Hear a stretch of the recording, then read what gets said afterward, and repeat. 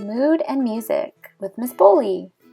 Hey, it's Ms. Boley again. It's great to see you.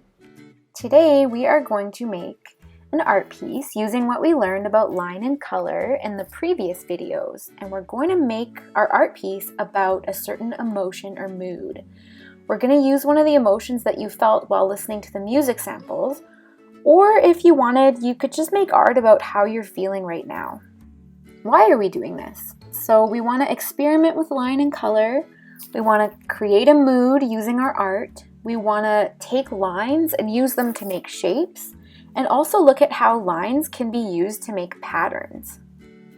What you're going to need today are some drawing and coloring tools and some paper or your visual journal. Please make sure you've watched the Personality of a Line and Personality of Color video and that you've listened to the music samples provided. Alright, so I like to give a lot of choices in art assignments. So you have two options. First option is you're going to divide up your page into sections using different kinds of lines and create some patterns with different kinds of lines in those sections and then add color. Here is what I mean.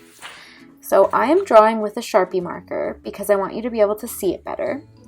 I'm starting by drawing 3 to 5 different kinds of lines, and I'm drawing them all in different directions. So diagonal, horizontal, vertical, anything I kind of feel like. And I'm trying to remember, I want to keep them all sort of a similar mood. So I'm doing these like wavy, chill lines because that's the mood I'm going for. And now I'm going to start filling some of these sections that I've made by crossing these different types of lines. I'm going to start filling them with some different kinds of pattern. And I have provided some examples of different kinds of patterns that you can kind of look at, or you can kind of come up with your own. So you see what I mean?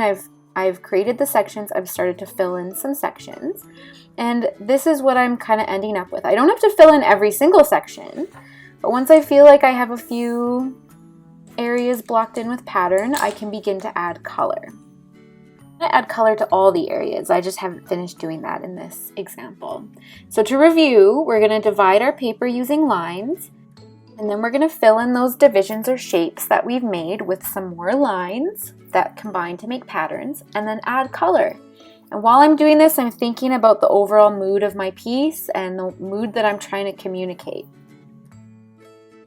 Alright, for option 2, instead of dividing up our page using different lines, we can draw a symbol or shape that fills our whole page, and then add patterns inside that shape and outside of it into the background. So here is an example of what I mean. A symbol is a simplified drawing that represents something. So as you can see in my little pictures here, I could use a heart to represent love. I could use a star to represent, I don't know, excitement. A leaf, a simple leaf shape could maybe represent like nature. So you can choose a simple symbol or shape. So instead of like what I did last time, dividing up my page using different lines, I'm going to take my whole page and I'm going to draw a simple symbol. So I'm going to try to do a leaf. Right, so here we go, and then I can divide up my leaf into sections, and those are the sections that I would then fill in with my patterns. You also want to think about your background as well. Maybe these lines here in my leaf can extend outward into the background as well. I don't know, it's up to you. But one thing that you need to think about though is to make sure that the simple symbol or shape that you choose is related to the mood that you feel. So maybe I felt really tranquil and calm and chill when I was listening to that song, and I wanted to draw the leaf because I feel like nature is really tranquil and calm and chill. So just make sure that you're not just randomly choosing, that you're making it related, your symbol is related to the mood. So here's another example. So I'm going to draw a simple rainbow shape, and I can divide up the rainbow shape into sections, which would then be filled in with pattern.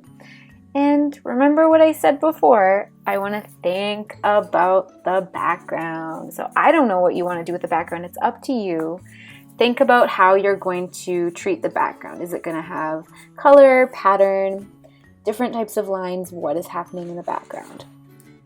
Okay, so when you're done, you'll have something like this. With option 2, you'll have your simple, simpler shape, and you'll have pattern, and you'll have color, and you'll have different types of line. And that is all.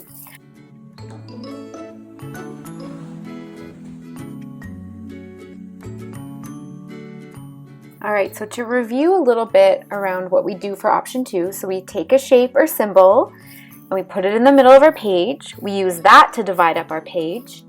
Then we add patterns and color. We ensure we're thinking about the background, and that's it.